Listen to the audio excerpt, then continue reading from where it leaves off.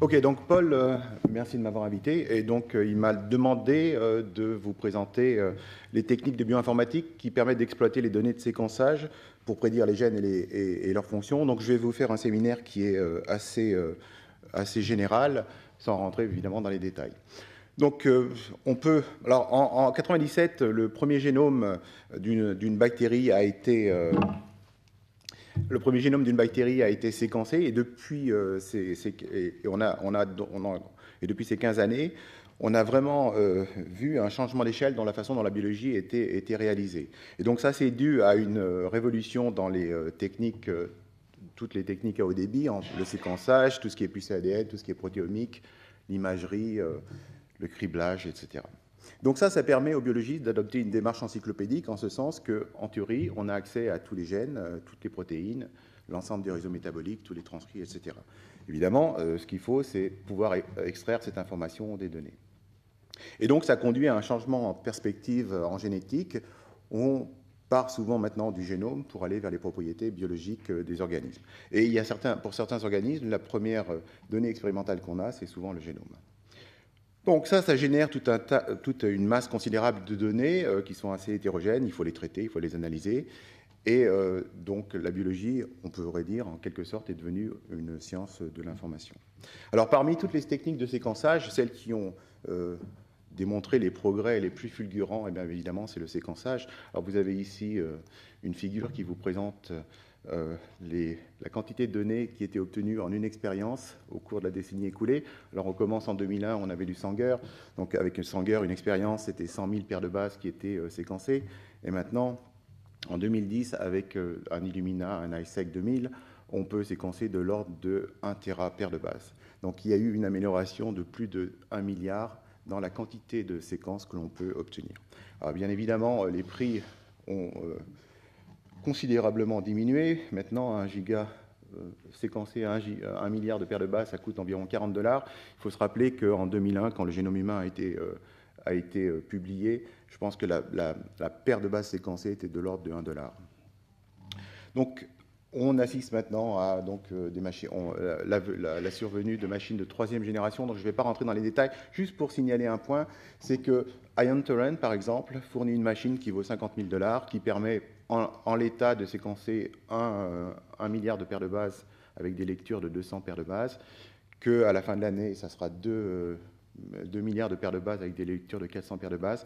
Donc vraisemblablement, cette machine-là, ça va devenir une machine de laboratoire comme les machines de PCR, par exemple. Et quelque chose que je voulais aussi signaler, c'était que pour une même somme, à une somme donnée, la quantité de données de séquençage double tous les 5 mois, alors que la quantité de mémoire vive nécessaire pour stocker ces données double que tous les 14 mois. Il est maintenant moins cher de reséquencer que de stocker les données sur une grande période. Alors bien évidemment, les biologistes se sont emparés de ces techniques et pour les appliquer à un grand nombre de questions biologiques. Et donc il y a 2 grands types de problématiques. Alors, suivant que vous connaissez le génome ou selon que vous n'avez pas encore le génome. Donc, si vous disposez déjà d'un génome de référence, les techniques de base, d'un point de vue bioinformatique, c'est ce qu'on appelle les techniques d'alignement ou de mapping. Donc, on va essayer d'aligner les lectures sur le génome. Et ça va nous permettre de répondre à un certain nombre de questions qui sont listées ici. Vous voyez, par exemple, essayer de détecter des variants génomiques, donc c'est les fameux SNPs, s'intéresser à l'expression des gènes avec du RNA-seq, s'intéresser à la régulation de l'expression des gènes avec du ChIP-seq, tout ce qui concerne le cancer, les réarrangements chromosomiques, la variation du nombre de copies des gènes. Il y a tout un zoo de petits ARN non codants, donc ça c'est aussi, on peut essayer de mettre en évidence ces ARN non codants. Il y a du séquençage d'exomes, etc. Donc ça c'est un premier type d'expérience. Ensuite, ce qui va nous intéresser plus dans ce séminaire-là, c'est on ne dispose pas du génome, donc on s'intéresse à une nouvelle espèce. Et donc dans ce cas-là, ce qu'il va falloir faire, c'est assembler les lectures et annoter le génome. Alors, dans cette présentation, le terme annotation, je vais le prendre dans un sens très générique, en ce sens que, pour moi, l'annotation, c'est tout ce qui permet de passer de données brutes, en gros la séquence en acide nucléique, à des connaissances en biologie. Et le maître mot dans ce domaine-là, c'est intégration. Alors, en fait, donc ici, vous voyez le passage entre les données brutes et les connaissances biologiques. Et en fait, ça demande à intégrer un certain nombre de techniques et de données. Alors, sur la droite, ici, vous avez les techniques qui proviennent de la bioinformatique. Donc, c'est tous les programmes d'analyse de bioinformatique qui permettent de faire de la prédiction et de l'inférence. Et également toutes les bases de données qui contiennent des données génériques. Par exemple, UniProt-KB, ça contient l'ensemble des séquences protéiques connues. GenBank, ça contient en théorie l'ensemble des séquences nucléiques connues. Ou les bases de données spécifiques qui s'intéressent par exemple à une famille de protéines particulières.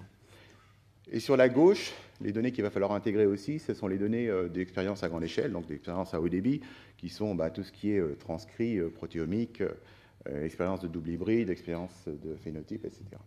Il y a quelque chose aussi qui est extrêmement important, c'est la littérature. Il y a énormément d'informations qui est stockée dans la littérature. On sait très bien, quand on annote un génome, on est souvent amené à aller se référer à la littérature. Donc il y a beaucoup d'informations qui est stockée dans cette littérature, qui est un peu difficile à extraire, enfin ça prend du temps humain. Et il existe un certain nombre de techniques qui permettent d'analyser automatiquement la littérature pour en extraire une partie des informations. Donc, pour la notation des données génomiques, en gros, on peut considérer deux phases. Il y a une première phase où on a une vision statique du génome. Ce que l'on va chercher à faire, c'est de décrire les objets qui constituent ce génome. Alors, ces objets-là, ils se trouvent à deux niveaux. Au niveau de la séquence nucléique, ce qui va nous intéresser, ce sont les gènes et les signaux associés. Et ensuite, au niveau de la séquence protéique, une fois qu'on a des gènes, il y en a un certain nombre qui codent pour des protéines. Donc, on va s'intéresser à la fonction de ces protéines. Dans un deuxième temps, donc ça équivaut, à, par exemple, vous prenez un moteur, vous le démontez, vous étiquetez toutes les pièces. Ce n'est pas ça qui va vous expliquer comment le moteur fonctionne. Donc, dans un deuxième temps, on essaye d'avoir une vision dynamique du génome où on essaye de décrire les processus qui sont à la base de la création d'un organisme vivant. En fait, ce qu'on va essayer de voir, c'est comment les objets qui composent le génome interagissent entre eux pour créer un organisme vivant. Donc là, on s'intéresse alors, ça se fait à plusieurs niveaux, soit au niveau de la cellule, en essayant de reconstituer les réseaux génétiques ou les réseaux métaboliques, et évidemment, ça se fait au niveau des tissus, des organes, éventuellement des grandes fonctions physiologiques, etc. Donc ça demande d'avoir une vision multi-échelle de l'organisme. Donc dans ce cas-là, ici, par exemple, au niveau des cellules, on considère l'organisme comme un système dynamique au sens de la théorie des contrôles, par exemple, en automatique. Donc, dans cette présentation, je ne vais pas du tout vous parler de cette partie-là, donc je vais me concentrer sur cette première partie, qui est une partie qui est assez importante parce que ça permet, c'est le substrat pour d'autres expériences. Donc on va commencer par s'intéresser à comment est-ce qu'on prédit les gènes et les signaux associés à partir des données de séquençage. Alors donc c'est ce qu'on appelle la notation syntaxique ou la notation structurale. Et donc l'idée générale, c'est d'essayer de trouver, de pouvoir placer sur le génome tous les éléments d'un gène, donc l'unité transcriptionnelle. Donc ça veut dire non seulement les exons, les introns, mais également toutes les parties qui sont transcrites mais pas traduites en amont et en aval, donc à partir du site d'initiation de la transcription jusqu'au terminateur. Et éventuellement, ce qu'on aimerait aussi, on le verra, ce qui sera intéressant, c'est d'essayer de mettre en évidence les régions régulatrices. Alors, cette annotation syntaxique, c'est ce qui fait la différence principale entre annoter des données de prokaryotes et annoter des données de karyotes. Alors, pourquoi ?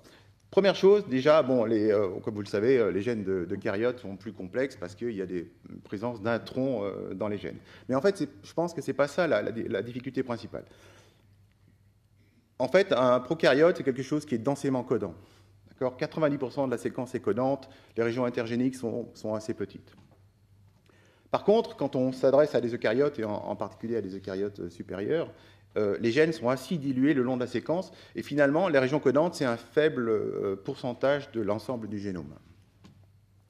De plus, quand on s'adresse à des prokaryotes, une unité transcriptionnelle, en fait, à cause des exons introns, peut coder pour plusieurs séquences protéiques. Bon, ça, c'est l'épissage alternatif. Alors, comment est-ce qu'on s'y prend pour essayer de prédire les gènes? Alors ici, pour vous donner une analogie, imaginons que vous ayez un processus qui soit caché, et ce processus va générer des phrases dans des langages européens, donc en utilisant un alphabet de 26 lettres. Alors pour simplifier, j'ai supprimé tous les signes diacritiques, comme le tilde et puis certains accents. Donc ces langues européennes, elles utilisent toutes les mêmes alphabets de 26 lettres. Et la question, c'est est-ce que vous pouvez segmenter cette phrase, enfin, est-ce que vous pouvez segmenter cette séquence de façon à retrouver le processus qui génère chacune des différentes langues. En fait, c'est pas... Alors, je vous laisse essayer. Je vous montrerai après comment ça marche. C'est pas si difficile que ça. En fait, ce qui se passe, c'est que même si c'est les mêmes 26 lettres, l'utilisation de ces lettres n'est pas la même dans les différentes langues.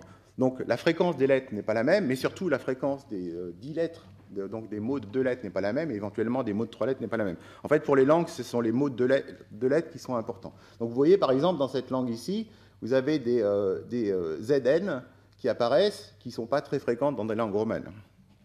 Donc ça, c'est ce qu'on appelle la texture, ou l'utilisation des lettres par le processus. Et donc, c'est sur ça que l'on va se baser pour essayer de faire de la prédiction de gènes.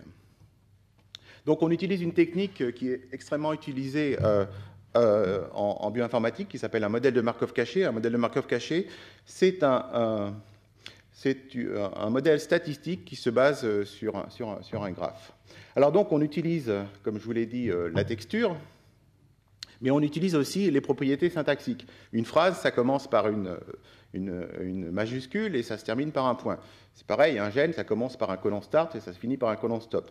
Alors, l'analogie est assez proche parce que, par exemple, le colon start, en général, c'est un acide aminé, une méthionine, et donc on peut se poser la question, quand il y a plusieurs méthionines, où commence le gène ? C'est un peu pareil dans une phrase. Vous pouvez très bien avoir des mots qui commencent par une majuscule et qui ne sont pas en début de phrase.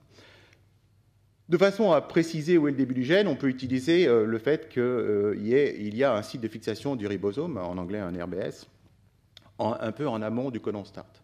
On peut aussi utiliser le fait qu'il y a un terminateur en aval du colon stop. Et surtout, ce que l'on va utiliser, c'est la phase, le fait que ça code un gène, ça code pour des acides aminés. Les acides aminés sont décrits par des codons, des mots de 3 lettres, que suivant l'organisme, on n'utilise pas toujours les mêmes codons.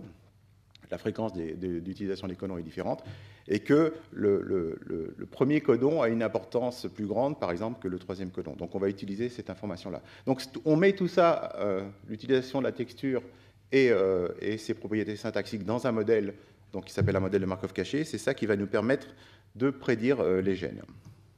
Donc, ça, c'est la segmentation. Alors, qu'en est-il de détection de gènes pour les prokaryotes et les eucaryotes? Alors, pour les prokaryotes, c'est vraiment presse-bouton. Donc, vous prenez la séquence nucléique, vous la donnez au programme, le programme va apprendre de lui-même tous les paramètres du modèle en utilisant un algorithme qui s'appelle espérance maximisation, EM.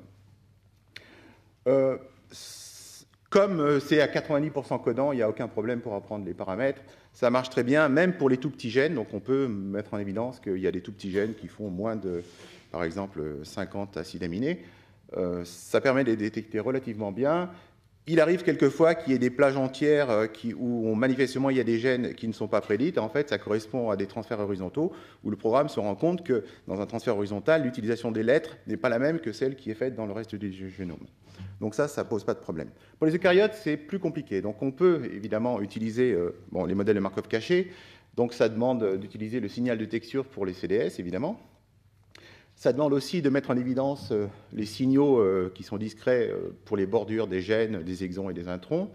Et apparemment, ce qui se passe, c'est que chaque espèce a une utilisation plus ou moins spécifique de ces bordures de gènes, d'exons et d'introns. Et donc, ça demande d'avoir une connaissance fine vraiment de ce que c'est qu'un exon ou un intron pour l'espèce concernée. Et donc, ça veut dire qu'en général, ça demande à avoir un jeu de données de façon à entraîner le programme pour apprendre qu'est-ce que c'est qu'un intron, qu'est-ce que c'est qu'un exon pour l'espèce concernée. Donc du coup, il nous faut des données expérimentales pour pouvoir prédire les gènes. Donc dans le temps, ça se faisait avec des EST, et maintenant, ça se fait avec des données de séquençage de type RNA-seq ou exome. Et donc ça permet d'avoir un jeu de données qui permet d'entraîner les techniques de chaîne de Markov cachée. On utilise aussi la conservation des séquences protéiques. En fait, ce que l'on va faire, c'est que l'on va traduire dans les 6 cartes de lecture la séquence nucléique et on va essayer de voir si ça correspond à une protéine qui existe dans les bases de données. Mis à part les gènes et pour les protéines, bon, on s'intéresse à un certain nombre d'autres signaux. Donc, il y a les ARN ribosomaux et les ARN de transfert. Ça, c'est pas très compliqué à prédire. On aimerait bien pouvoir prédire l'unité transcriptionnelle, donc le site d'initiation de la transcription, donc du site d'initiation de la transcription jusqu'au terminateur. Ça, c'est quelque chose qui n'est pas facile à faire, ce qui est assez compliqué à prédire. Donc, pour ça, souvent, on s'aide de données expérimentales, entre autres des données de RNA sec. On aimerait aussi, comme je le disais, prédire les zones régulatrices, entre autres les sites de fixation des facteurs de transcription qui se trouvent en amont du TSS. Et comme on n'arrive pas à bien prédire où se trouve le TSS, donc on a un peu de mal à savoir où se trouvent les zones régulatrices, surtout sur les eucaryotes où ça peut être vraiment une plage très, très, très grande. Donc pour ça, on utilise, si on peut, des données de ChIP-seq. Bon, il y a tout ce qui est zones répétées qui sont faciles à prédire, tout un tas de motifs plus ou moins variés. Bon, ça c'est propre les CRISPR, c'est propre aux prokaryotes. Les motifs qui sont significativement sur- et sous-représentés, donc ça, c'est des choses qui sont relativement faciles à prédire. Il y a aussi, comme je vous le disais, tout un zoo de petits ARN non codants. Donc, il commence à y avoir des techniques pour essayer de prédire ce genre de choses, mais c'est un peu compliqué. Donc là, vraiment, il faut utiliser des données expérimentales. Ensuite, le deuxième, donc ça, c'est pour la prédiction des gènes et des signaux associés. Donc maintenant, une fois qu'on a ces gènes, il y a un certain nombre qui codent pour des protéines. Donc la question qui se pose, c'est ces protéines, qu'est-ce qu'elles font? Donc ça, c'est le sujet de ce qu'on appelle l'analyse fonctionnelle in silico. Donc, et le but de cette analyse, c'est qu'est-ce que je peux dire sur la fonction d'une protéine quand je n'ai que sa séquence en acides aminés. Alors, je voudrais faire deux remarques d'abord, avant de rentrer dans le vif du sujet. D'abord, la fonction d'une protéine, c'est quelque chose d'un peu compliqué, donc c'est une notion hiérarchique. Une protéine, ça a une fonction moléculaire, donc c'est un enzyme, c'est un transporteur, c'est une protéine structurale, c'est un régulateur. Ça a beaucoup de fonctions dans la cellule. Mais ça a également une fonction cellulaire. L'enzyme en question, il fait partie d'une voie métabolique particulière. La protéine structurale, elle constitue par exemple les cytosquelettes ou les fuseaux mitotiques. Le régulateur, il a un rôle dans une cascade de signalisation particulière, il a un rôle dans l'apoptose, etc. Et ce qui souvent nous intéresse, c'est quel est le rôle de cette protéine aussi au niveau de l'organisme, donc sa fonction phénotypique. Donc cette protéine, elle peut avoir un rôle dans le comportement, la morphologie, la physiologie, et l'adaptation à un milieu particulier, la pathogénicité, etc. Donc c'est cet ensemble de données qu'en théorie, il faudrait collecter pour décrire la fonction d'une protéine. Le deuxième point qui est aussi extrêmement important, c'est que les protéines, c'est quelque chose de modulaire. Alors ici, vous avez une représentation d'un certain nombre de protéines, une représentation schématique où on a représenté un certain nombre de modules sous la forme de rectangles colorés. Alors ici, on va s'intéresser au module SH2. Alors qu'est-ce que j'entends par module? Ça veut dire que si on clive la protéine, par exemple, au ras de ce module SH2, on obtient une petite protéine qui a une structure et une fonction particulière. Donc ce module SH2, en fait, c'est un module qui reconnaît, il est vraiment spécialisé, et sa fonction moléculaire, c'est de reconnaître les tyrosines qui ont été phosphorylées. Donc ça, les tyrosines qui sont phosphorylées, ça arrive dans le cadre de cascade de signalisation intracellulaire. Et en fait, ce module-là, c'est une sorte d'adaptateur qui va permettre à la protéine de reconnaître quand une autre protéine a été phosphorylée sur une tyrosine. Donc ce que l'on voit ici, c'est que la nature a essayé elle a un certain nombre de modules et elle peut créer relativement facilement des nouvelles protéines en faisant des échanges de modules. Et donc, ce qui est important, c'est que quand on analyse une séquence de protéines, il est assez important d'analyser cette séquence à un niveau du module parce que ça donne des informations un peu plus précises sur la fonction. Alors maintenant, comment est-ce qu'on obtient des informations sur la fonction des protéines? Alors, il y a trois grandes classes de méthodes. Les méthodes les plus connues sont les méthodes de recherche d'homologie, c'est celles que je décrirai le plus en détail. Il y a les méthodes qui utilisent l'information intrinsèque des séquences. En fait, ça correspond exactement à la texture que je vous ai indiquée pour les acides nucléiques, mais ça, dans le cadre de séquences protéiques. Donc ça, je passerai rapidement là-dessus. Et il y a les méthodes qui sont fondées sur le contexte des gènes, que je vous décrirai un peu plus en détail. Donc on va commencer par les méthodes de recherche d'homologie, qui sont vraiment la pierre angulaire des méthodes d'annotation. Alors bon, l'homologie, c'est une notion qui est extrêmement importante. C'est basé sur la notion d'évolution. Donc deux protéines sont homologues si elles divergent d'un ancêtre commun. Il existe plusieurs types d'homologues, qui sont les orthologues si le processus, c'est un processus de spéciation, et les paralogues si le processus qui a conduit aux deux protéines, c'est un processus de duplication. Et en fait, ce qui va nous intéresser ici, c'est les propriétés des protéines homologues. L'ancêtre commun, il avait une séquence, une structure et une fonction. Donc les descendants de cet ancêtre commun, elles peuvent avoir des séquences, si c'est des protéines, elles peuvent avoir des séquences qui sont encore similaires, mais on verra que ce n'est pas, la propriété qui est la mieux conservée. Par contre, vraisemblablement, la structure tridimensionnelle des deux protéines sera bien conservée, parce que dès que vous touchez à la structure tridimensionnelle, vous perdez la fonction de la protéine, et les fonctions seront voisines. Alors, la difficulté, c'est justement d'évaluer quand les fonctions ont été conservées. Alors, le principe général de la recherche d'homologie, c'est vous avez une séquence qui vous intéresse, vous avez une protéine qui vous intéresse, vous allez la comparer avec des protéines qui sont dans les bases de données, et vous allez essayer de mettre en évidence une relation d'homologie par des techniques que je vais vous montrer. Et une fois que vous avez mis en évidence cette relation d'homologie, la question que vous vous posez, c'est est-ce que je peux transférer la fonction de la protéine connue à la protéine inconnue? Alors, pour vous donner un exemple, vous avez ici deux enzymes. Alors, vous avez un enzyme qui s'appelle la Mandela tracémase et un enzyme qui s'appelle l'enzyme de lactonisation du muconate, donc en bleu et en orange. Alors, je ne sais pas si vous êtes familier avec ces représentations. Là, c'est la représentation simplifiée d'une structure tridimensionnelle. J'ai aligné les deux structures tridimensionnelles l'une sur l'autre. Et je ne sais pas si ça se voit, mais en gros, les deux structures sont strictement identiques.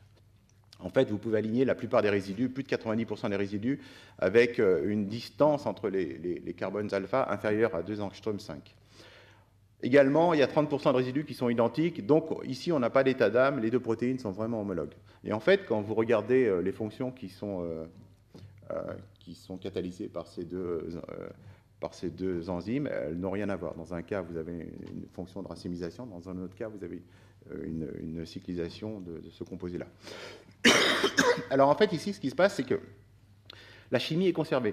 Un enzyme, c'est un catalyseur, donc son rôle, c'est de stabiliser l'état de transition d'une réaction. Et ici, l'état de transition, c'est un carbanion. Donc ici, les deux enzymes, ils vont stabiliser le carbanion, mais les deux réactions biochimiques qui en résultent sont différentes. Donc effectivement, ce problème de transfert de fonctions est un peu compliqué.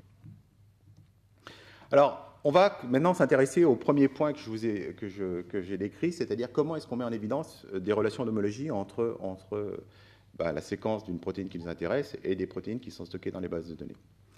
Alors en fait, on se base sur les propriétés que je vous ai décrites des protéines homologues. La première propriété, c'est que les séquences peuvent se ressembler. Qu'est-ce qu'on va faire? On va comparer les séquences. Donc ça, c'est les méthodes qui sont archi-classiques. Donc ça, c'est BLAST, entre autres. C'est une méthode qui est vraiment extrêmement connue. Donc on prend la séquence de la protéine qui nous intéresse et on compare avec l'ensemble des séquences de toutes les autres protéines qui existent dans les bases de données. Quand ça se complique un petit peu, c'est-à-dire qu'on n'arrive pas à trouver quelque chose de significativement similaire, ce qu'on va faire, c'est que l'on va utiliser des alignements multiples. Pourquoi? Parce que dans un alignement multiple, il y a toujours beaucoup plus d'informations que dans une seule séquence sur une famille de protéines. Donc ça, c'est des techniques genre PSI-BLAST, donc qui est une technique qui est basée sur BLAST, qui va construire à la volée un alignement multiple, où on va aussi utiliser des modèles de Markov cachés. Donc là, ici, ce que l'on va faire, c'est qu'on va partir d'un alignement qui a été vérifié par un expert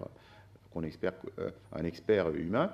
Et ce que l'on va faire, c'est qu'on va bâtir un modèle statistique là-dessus. Donc ça, en gros, ces techniques-là, elles sont à peu près 3 fois plus sensibles pour un même taux d'erreur que les techniques type BLAST.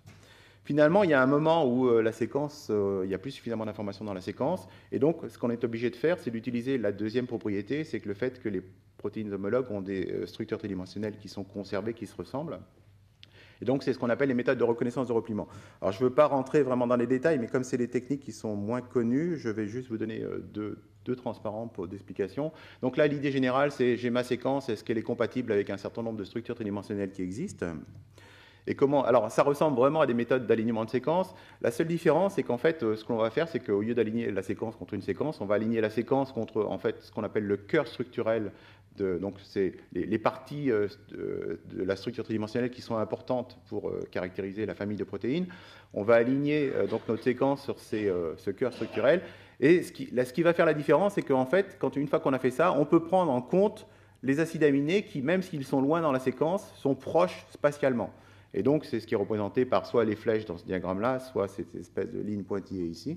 Et donc ça permet d'avoir d'être encore un petit peu plus, un peu plus sensible. Et donc ces techniques-là, par rapport aux techniques qui sont basées sur les alignements multiples, pour un même taux d'erreur, sont encore à peu près 2 fois plus sensibles.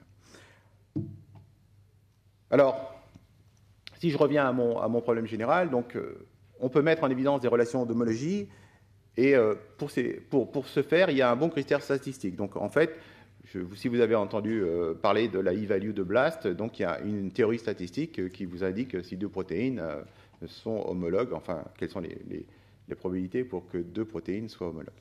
Donc ça, c'est quelque chose qui est relativement résolu. Les autres techniques emploient à peu près le même type de théorie statistique. Donc ça, c'est quelque chose qui ne pose pas de problème. Ce qui va poser un problème, c'est qu'une fois qu'on a mis en évidence cette relation d'homologie, comme je vous le disais tout à l'heure, il faut transférer la fonction. Et là, on n'a pas de théorie statistique, on n'a que des règles empiriques. Donc c'est ce qui est représenté un peu sur ce schéma. Alors ici, vous avez une flèche qui représente le pourcentage d'identité entre la séquence qui vous intéresse et une séquence d'une base de données dont on connaît la fonction. Alors ici, ce que je vous ai indiqué en bas, alors c'est des chiffres qui donnent des grandes indications, évidemment, dans chacun des cas. Quand on étudie des cas particuliers, il faut voir au cas par cas. Mais en gros, ça donne les ordres de grandeur. En gros, si votre séquence elle a plus de 30% d'identité de séquence avec une protéine dont on connaît la structure, dont on connaît la fonction, les méthodes d'alignement de séquence ne posent aucun problème, ça marche assez bien, donc on utilise BLAST par exemple. En dessous de 30%, jusqu'à 20%, ça va se compliquer un peu, donc il va falloir utiliser des méthodes qui sont basées sur les alignements multiples de séquences, genre PSI-BLAST ou HMM.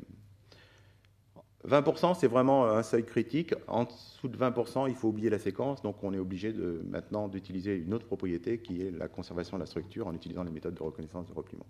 Alors ce qu'il faut savoir, c'est que plus on s'approche de cette zone-là, plus il est difficile de savoir s'il faut transférer la fonction. Alors, comme je vous le disais, on n'a que des données empiriques. Donc il y a un certain nombre d'expériences qui ont été faites avec des enzymes, parce que c'est quelque chose qui est bien caractérisé. Donc je vous rappelle, un enzyme, c'est caractérisé par ce qu'on appelle un EC number, donc un nombre qui est donné par la commission des enzymes, qui décrit la réaction enzymatique. Donc c'est un chiffre, c'est un code à 4 chiffres. Le premier chiffre, par exemple, décrit le type de réaction, et puis le dernier chiffre décrit précisément la spécificité de l'enzyme. Et donc la question que les gens se sont posées, c'est, quand j'ai des séquences qui ont, par exemple, entre 60 et 100% de séquences identiques, donc je sais qu'elles sont homologues, est-ce que je peux transférer la fonction? En gros, dans ces cas-là, dans 90% des cas, il n'y a pas de problème, on peut conserver les 4 chiffres, donc c'est-à-dire qu'on conserve la spécificité. Si maintenant on descend au niveau de 40% de séquences identiques, eh ben, on perd la spécificité et on n'a plus que, en gros, le type général de la réaction, mais on ne sait pas exactement la spécificité. Et le seuil de 40%, c'est ça qui fait vraiment la limite. En dessous de 40%, c'est vraiment assez compliqué de savoir si on peut transférer la fonction. Vous avez vu dans le cas précédent, il y avait 30% d'identité de séquence et la fonction biochimique n'était pas conservée. Alors, il y a toujours en biologie, c'est ça qui fait son charme, il y a toujours des exceptions qui confirment la règle. Ici, vous avez deux enzymes, ils ont 98% d'identité de séquence. Alors, c'est deux assez gros enzymes, donc les 2%, ça représente une douzaine d'acides aminés qui sont tous dans le site. Les changements ont tous lieu dans le site actif. Et vous voyez que en fait, ça catalyse deux réactions qui, en termes de EC number, sont vraiment différentes. Bon, quand on regarde la forme des substrats, on se doute bien que la chimie est quand même conservée. D'une façon générale, de toute façon, quand on veut essayer de transférer la fonction, la technique la plus rigoureuse, c'est d'essayer de faire de la phylogénie, donc c'est d'essayer de reconstruire le processus évolutif. Alors quand ça se fait au niveau d'un génome, ça s'appelle de la phylogénomique, c'est quelquefois un peu lourd, et entre autres, il y a des familles de protéines, comme par exemple les ABC transporteurs, qui sont extrêmement nombreux. Enfin, il y a beaucoup de paralogues, et donc c'est un peu compliqué. Après qu'on ait donc utilisé ces techniques-là, il reste 40% des protéines pour les eucaryotes et entre 20 et 40% pour les prokaryotes qui ont toujours une fonction inconnue. Alors, ça, ces chiffres-là sont obtenus avec uniquement en utilisant des techniques de comparaison de séquences. On n'utilise pas encore les techniques de reconnaissance de repliement. Entre autres, quelque chose qui m'avait assez étonné quand j'avais appris ça la première fois, c'est qu'un tiers des réactions enzymatiques, donc la commission des enzymes a défini un certain nombre de réactions enzymatiques, n'ont pas de séquences protéiques qui leur sont associées. Et ce qui se passe, c'est que la fraction de protéines pour laquelle on a vraiment des données expérimentales, elle devient de plus en plus petite par rapport à l'ensemble des protéines que l'on connaît. On connaît à peu près maintenant de l'ordre de 20 millions de séquences protéiques. Et surtout, ce qui est un peu gênant, c'est que quand on fait des erreurs de notation, ça a un effet boule de neige dans les bases de données, et ça se propage de proche en proche. Donc voilà, ça clôt un peu le sujet des méthodes de recherche d'homologie, donc comme je vous l'ai dit, sont les méthodes les plus importantes.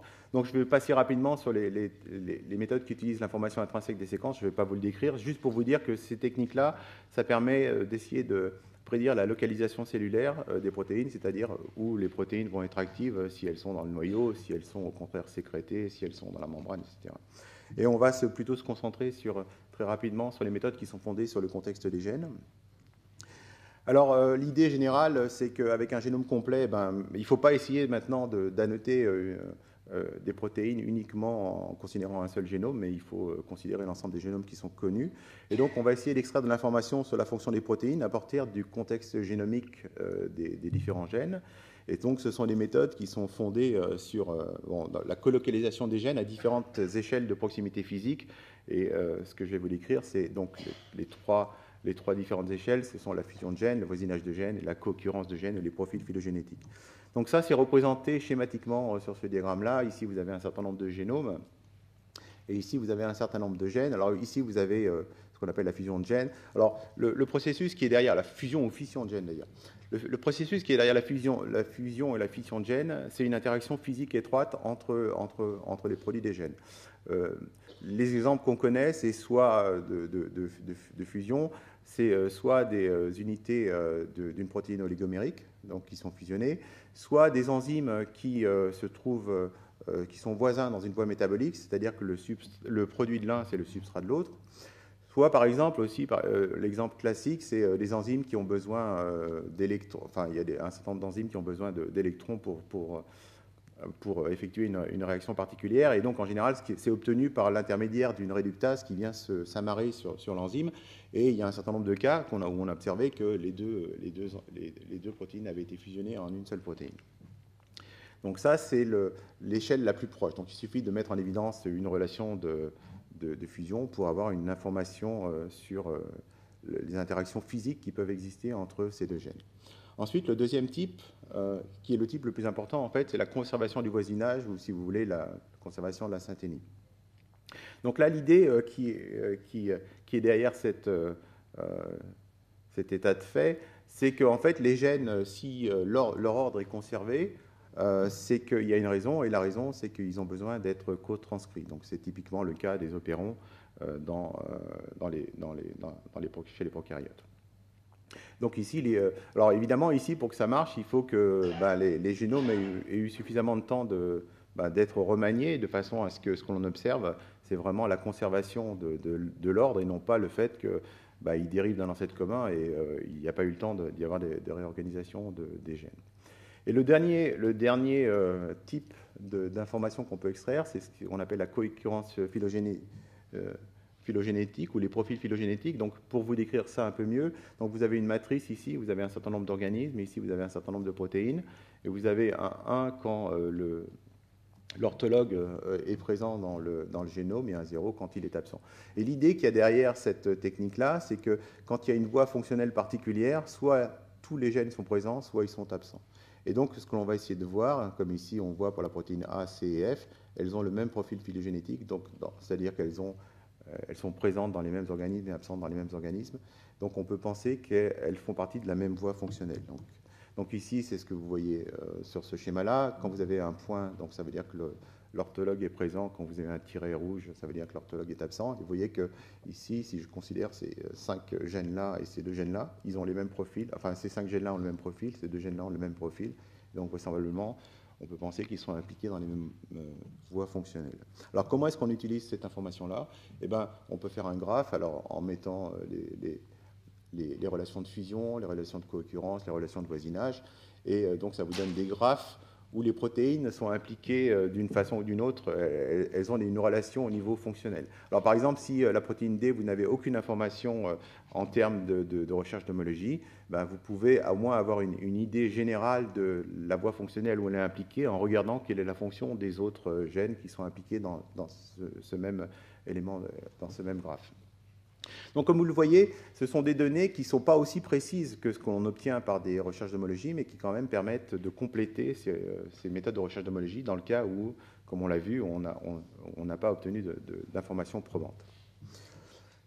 Alors, ces données-là sont relativement importantes. Donc, ça, c'est tiré de cet article-là. Donc, ici, ce que vous avez en ordonnée, c'est le pourcentage de gènes pour lequel on peut obtenir une information, soit par des techniques de recherche d'homologie en jaune, soit par des techniques de fusion, enfin, les techniques de contexte en général, la fusion, la co-occurrence, le voisinage, et puis la combinaison des trois.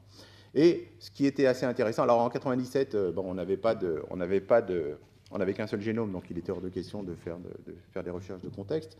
Mais ce que l'on voit, c'est que dès 2003, au moins pour les prokaryotes, on obtient autant d'informations pour les gènes en termes d'homologie qu'en termes de contexte des gènes. Alors, j'insiste encore une nouvelle fois, ce n'est pas le même type d'information qu'on a.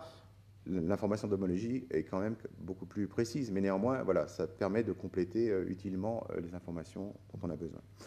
D'une façon générale, la génomique la génomique comparée est quelque chose d'important maintenant, puisqu'on dispose de beaucoup de génomes, donc il faut essayer d'utiliser les données qu'on a accumulées.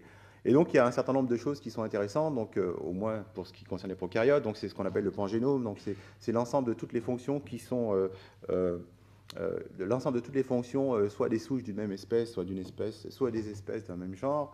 On peut essayer de déterminer ce qui est le génome essentiel, c'est-à-dire le génome qui est commun à l'ensemble de toutes les souches d'une même espèce, de toutes les espèces d'un même genre, et ce qu'on appelle le génome accessoire, c'est-à-dire les génomes qui sont propres à une souche particulière ou à une espèce particulière. Donc ça nous permet de faire, par exemple, dans un certain nombre de cas, du génotypage de souches. Et d'une façon générale, ce qu'on va essayer de faire, c'est des corrélations entre les propriétés biologiques, l'adaptation au milieu, la pathogénicité, et le contenu des rangènes. Alors, les propriétés biologiques peuvent être plus subtiles que juste l'absence ou la présence d'un certain nombre de gènes, mais néanmoins, ça permet d'avoir des informations assez utiles sur les propriétés, la corrélation entre les propriétés biologiques et le contenu en gènes. Une autre chose qui est possible de faire et qui est vraiment intéressant, donc c'est d'explorer les différentes voies métaboliques présentes. Donc ça, c'est présenté rapidement. Donc, ce qu'on peut faire, c'est qu'on peut projeter l'ensemble, une fois que vous avez analysé un génome, vous avez un certain nombre d'enzymes, vous pouvez projeter l'ensemble de ces enzymes-là sur les différentes voies métaboliques. Alors ici, c'est KEGG. Et il y a un certain nombre de techniques qui permettent donc de comparer les voies métaboliques dans différents organismes, qui permettent aussi de se poser la question est-ce que cette voie métabolique est présente ou pas, et qui permettent aussi de pointer sur l'absence d'un certain nombre d'enzymes cruciaux et qui permettent éventuellement d'aller chercher ces enzymes dans le génome. Donc en conclusion, sur cette première phase de la notation, donc, pour les prokaryotes, c'est en grande partie automatisé. Nous, on envisage vraiment maintenant d'avoir des pipelines qui permettent, pour les prokaryotes, je parle, qui permettent, à partir des données de séquençage brut, de faire de l'assemblage, de faire de prédiction de gènes, de faire de la prédiction de fonctions, et aussi d'étudier ce qui est génome accessoire, ce qui est génome essentiel. Et donc, pour essayer, si on peut, de faire du génotypage. Pour les eucaryotes, c'est plus compliqué. Déjà, d'une part, l'assemblage d'un génome eucaryote n'est pas si simple. Ça demande des tailles mémoire absolument colossales dans un certain nombre de cas. Et puis, il y a toujours ce problème de prédiction de gènes, donc c'est un peu plus compliqué. Le point saillant, c'est qu'à la fin de ces analyses-là, il y a encore une fraction notable, comme vous avez vu, entre 30 et 40% des séquences protéiques pour lesquelles on n'a absolument pas d'idée de ce qu'est la fonction. Donc, quelles sont les pistes à suivre? Une piste à suivre, comme je vous le disais, la plupart du temps, on n'utilise pas les techniques de reconnaissance de repliement parce qu'elles sont plus compliquées à mettre en œuvre et aussi parce que, comme elles s'adressent à des homologues lointains, on a des difficultés pour transférer la fonction. On ne sait pas s'il faut transférer ou pas transférer la fonction. Mais donc, il y a un travail théorique à faire là-dessus, sur les techniques de reconnaissance de repliement, sur les techniques des novo. Et surtout aussi, il faut vraiment veiller à utiliser des données expérimentales haut débit de façon à essayer de creuser un peu. Typiquement, par exemple, dans un cas qui nous intéresse, on sait qu'il y a une souche qui dégrade le cholestérol en coprostanol. Donc, on a séquencé il y a deux souches, donc on a séquencé les deux souches. On a fait des expériences de protéomique dans ces deux conditions de façon à pouvoir cibler un certain nombre de protéines. Il y a eu aussi des expériences qui ont été faites qui ont mis en évidence tous les métabolites intermédiaires. Donc, je pense que le fait d'utiliser à la fois des techniques expérimentales et les techniques in silico ensemble doit permettre quand même d'essayer d'obtenir de l'information sur un certain nombre de fonctions de protéines. Bon, et puis finalement, comme je vous l'avais montré, c'est juste la première étape.